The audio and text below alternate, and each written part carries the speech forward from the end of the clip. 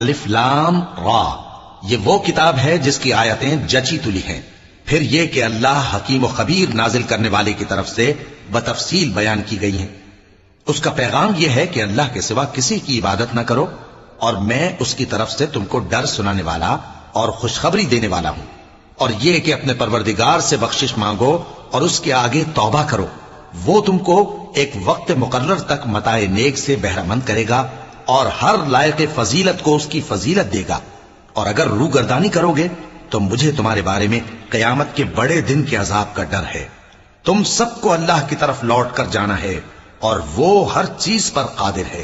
دیکھو یہ اپنے سینوں کو دوہرا کرتے ہیں تاکہ اللہ سے چھپ جائیں.